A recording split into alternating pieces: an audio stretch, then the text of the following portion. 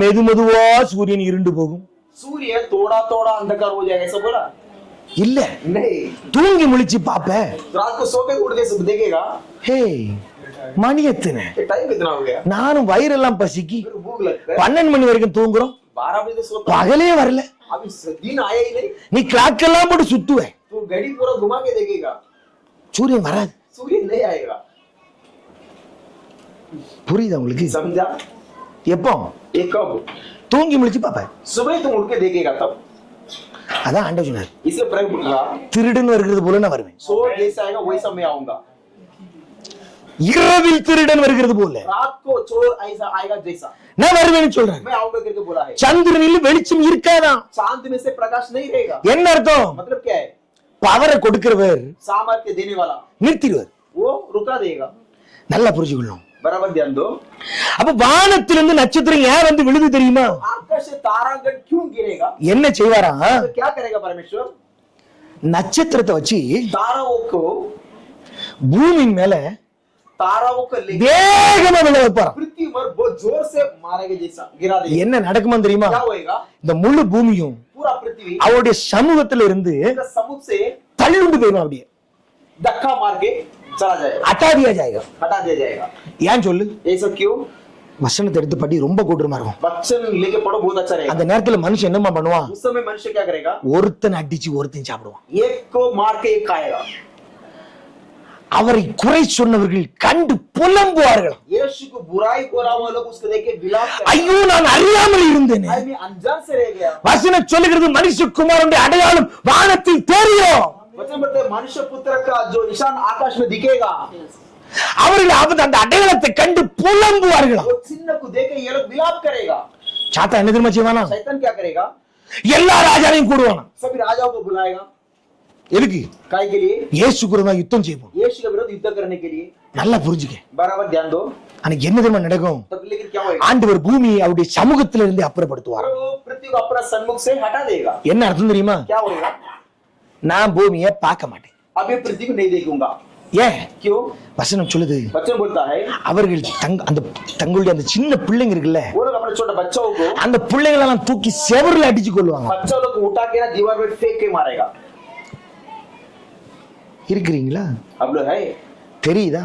समझा? கர்த்தருடைய வருகையினால் எவ்வளவு மோசமா இருக்கு தெரியுமா? परमेश्वर आगमन कितना बुराई का समय वो நல்லா புரிஞ்சுக்கொள்ளு. बराबर समझ लो. நீ தூங்கி எழும்பும் போது அது அப்படி நடக்கலாம். तुम रात को उठ के सुबह सो के रूप से उठेगा. நல்லா புரிஞ்சுக்கணும்.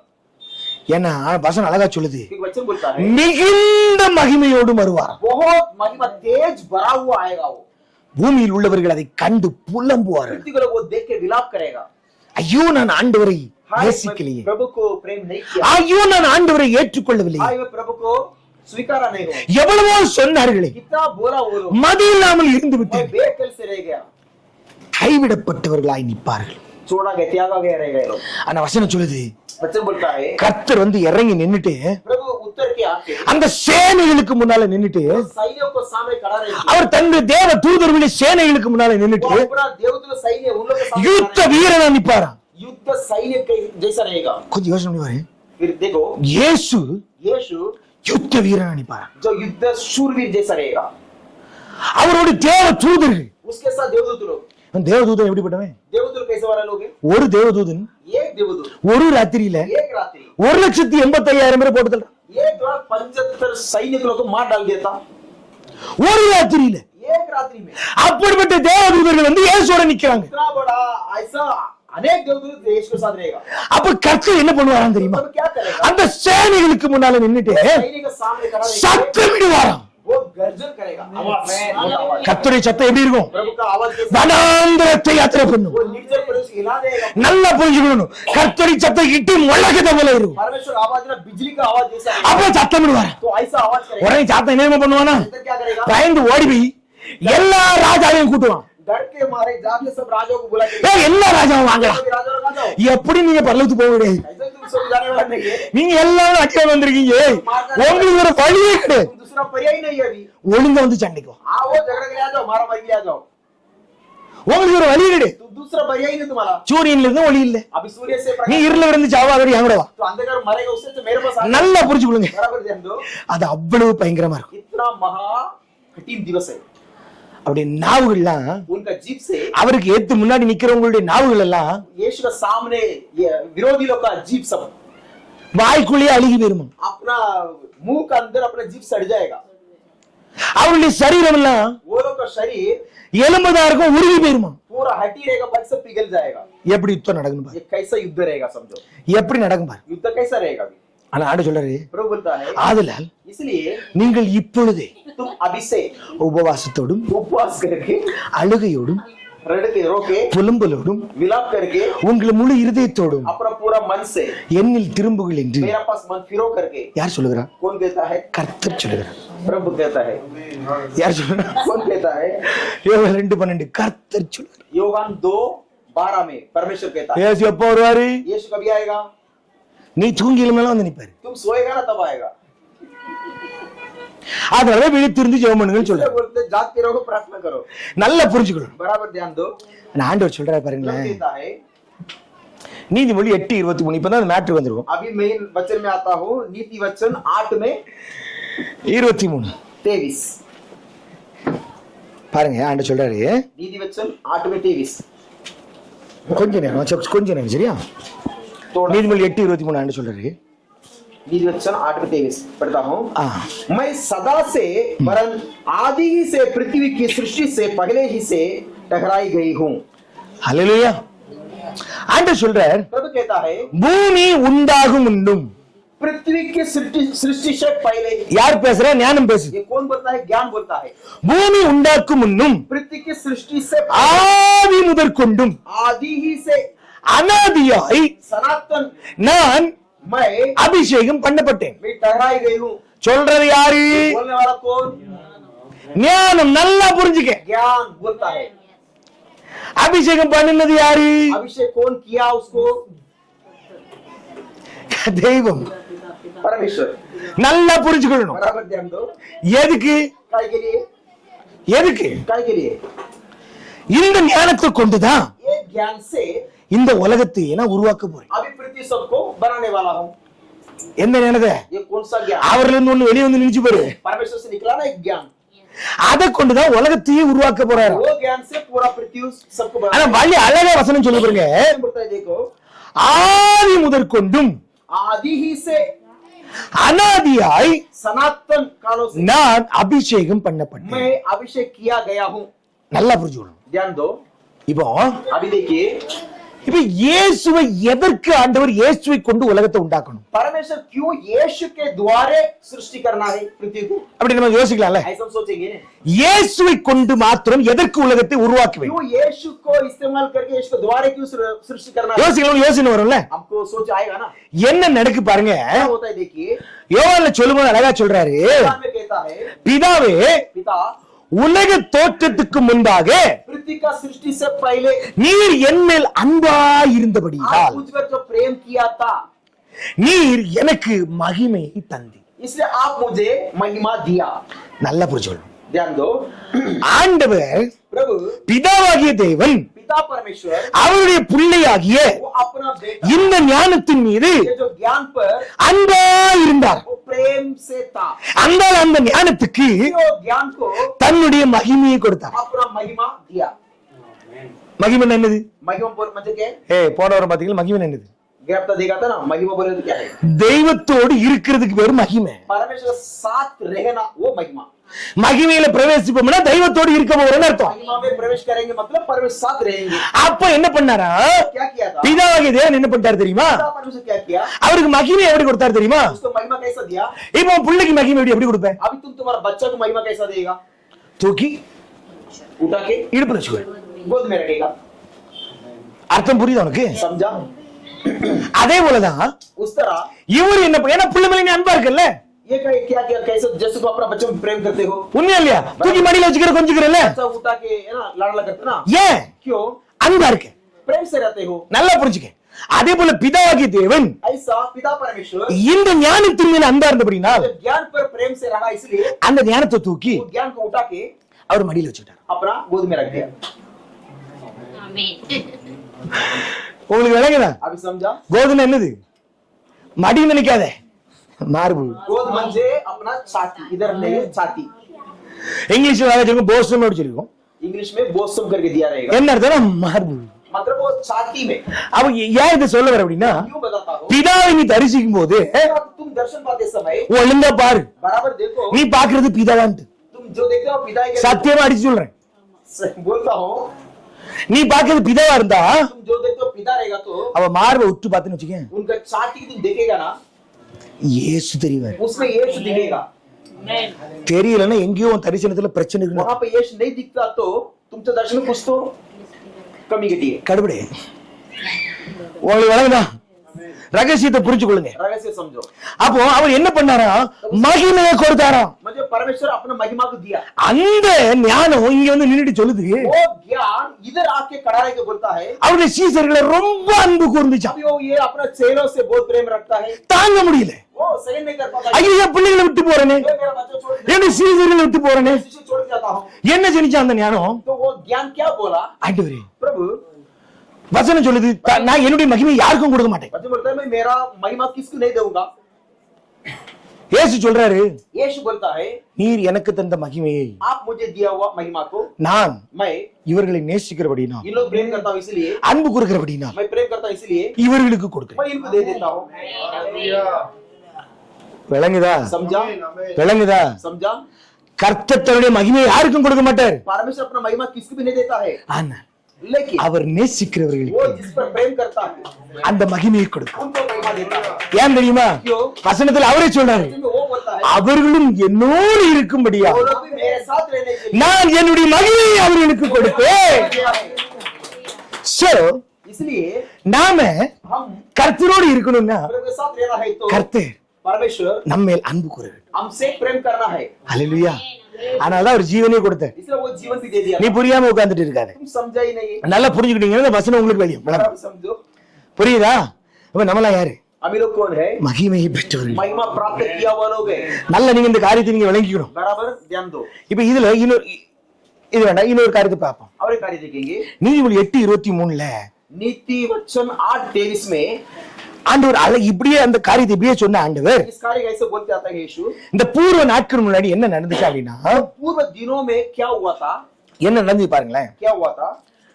தொடக்கமே இல்லாத தொடக்கத்துல இருந்து प्रारंभ नहीं था, उससे पहले से அவர் அநாதியாய் அபிஷேகம் பண்ணப்பட்டார். वो सनातन काल में अभिषेक किया गया था. ஆண்டவர் சொல்லிட்டு சொல்றாரு, कहता है அவர் வானங்களில் படைக்கையில் वो आकाशों को निर्माण करते समय நான் அவரோடு இருந்தேன். मैं उनके साथ था. நல்லா நீங்க புரிஞ்சுக்கொண்டா உங்களுக்கு விளங்கும். बराबर ध्यान दीजिए, समझिए. அவர் வானங்களை படைக்கும் போது आकाशों का निर्माण நான் அவரோடு இருந்தேன். मैं उनके साथ था. 8:22 சொல்லுது. 8:22 में बोलता है. இப்பதான் நல்லா புரிஞ்சுக்க. अभी समझो. இந்த வசனத்தை எல்லாரும் கண்ண வச்சு பாரு. ये वचन सब लोग बराबर देखो, पढ़ो. 8:22 நீதிமொழி 8:22 பாருங்க. नीति वचन 8 में 22. கர்த்தர் यहोवा ने தமது கிரியைகளுக்கு முன் अपने प्राचीन काल के कामों से भी पहले பூர்வ முதல் पूर्व कालों से என்னை मुझे அவரது வழியின் उनका मार्गों का ஆதியாய் கொண்டிருந்தார். आरंभ में उत्पन्न किया करके दिया है. उत्पन्न किया என்ன அர்த்தம்னா, ये क्या है? என்ன அர்த்தம்னா, मतलब क्या है? இந்த உலகத்தை அவர் எப்படி உருவாக்குனாரா, पृथ्वी कैसे वो सृजन किया? இவர் மூலமா இவருடைய வழியின் மூலமாய் உருவாக்குனாரா. यीशु के मार्ग के अंदर से बनाया. உங்களுக்கு புரியுதா? अभी समझा? இந்த உலகத்தை எப்படி உருவாக்குனாரா, पृथ्वी कैसा बनाया? இந்த ஞானம் என்று சொல்லப்பட்ட ज्ञान कहने वाला இந்த இயேசுவின் வழியாய் உருவாக்கினார். यीशु के रास्ते में बनाया. यीशु के मार्गों से. அதனால வசனம் சொல்லுது, इसे वचन बोलता है உலகமும் அதில் உள்ளவைகளும் संसार और उसमें जो है அவரில் उसमें அவருக்கென்று उनमें उनके அவருக்காக சிருஷ்டிக்கப்பட்டது. उनके लिए ही सृजन किया गया है. அப்ப அந்த வழி எங்க இருக்கு? मार्ग कहाँ रहता அப்ப है? அந்த உலகம் உண்டான வழி எங்க இருக்கு? पृथ्वी बनाया गया मार्ग कहाँ है? இயேசுல இருக்கு. यीशु में है. அதனாலதான் ஆண்டவர் சொன்னாரு, इसलिए प्रभु कहता है நானே வழி, मैं हूँ मार्ग. என்னை அல்லாமல் ஒருவனும் பிதாவினிடத்தில் வரான். मेरे अलावा कोई परमेश्वर के जाऊ शकत नहीं. இப்ப சொல்ல, अभी बोलो உலகமே அவர் மூலமா உண்டாயிருக்க, पृथ्वी उनके द्वारा ही बनाया गया. வழியே இல்லாத मार्ग ही नहीं था. இல்ல வழியே இல்லாத இடத்துக்கு எப்படி ஒரு மனுஷன் போவான்? रास्ता ही नहीं है ऐसे जगह के लिए कौन कैसा जाएगा? உங்களை சொல்லல, आपके लिए पूछता हूँ, இந்த உலகத்தானே சொல்றேன். हम संसार वालों को बता रहा हूँ, உங்களுக்கு புரியுதா? आपने समझा? உலகத்தை உண்டாக்குன வழியே அந்த வழிதான். पृथ्वी बनाया गया मार्ग वही मार्ग है. அப்போ வழியே இல்ல, அப்ப வழி ஒரே ஒரு வழிதான் இருக்கு. समझो एक ही मार्ग है, दूसरा मार्ग नहीं है. என்ன இல்லாம வேற வழி இல்லைன்ற. अब उनको छोड़ के दूसरा मार्ग है ही नहीं है. அப்ப வழியே இல்லாத வழிக்கு எப்படிடா போவீங்க இடத்துக்கு? मार्ग ही नहीं है, ऐसे जगह पे कैसे तुम जाएगा? யார சொல்றேன் புரியுதா? हम किसको बताता हूँ, समझा आप लोग? இந்த உலக மதங்கள்னு சொல்லிட்டு இருக்குல்ல, संसार का लोग है ना, ये धर्म वगैरह रहता है ना, वो सब இந்து வச்சுக்கோங்க, முஸ்லீம் வச்சுக்கோங்க, யார வேணா வச்சுக்கோங்க. हिंदू मुस्लिम रहेगा वो लोग. இயேசுவை பைபாஸ் பண்ணிக்கிட்டு यीशु को छोड़ के दूसरा रास्ता, எந்த பைபாஸும் கிடையாது. दूसरा रास्ता है ही नहीं है. பைபாஸ் இருந்தா தானே போவேன். दूसरा रास्ता रहेगा तो जाएगा ना. ஏய், நான் உன் ஊருக்கு வர மாட்டேன். मैं तुम्हारा गांव पे नहीं आएगा, பைபாஸ் வழியே போயிருவேன். मैं दूसरा रोड से आ जाऊंगा. பைபாஸ் வழியா? दूसरा रोड में பைபாஸே இல்லடா, अभी दूसरा रोड है ही नहीं है. இருக்கிறதே ஒரே வழிதான். है एक ही रोड है, எங்க இருந்து போவ? तो कहां से आएगा? புரியுதா? समझा? கேள்வி கேட்கிறவர்களுக்கு सवाल पूछने वाले लोग को இந்த வசனத்தை எடுத்து நீ சொல்லணும். ये वचन लेके बताना है. 22 நல்லா புரிஞ்சுக்க. नीति सूत्र 8:22 समझो. கேள்வி கேட்கிறவர்களுக்கு சொல்லணும்.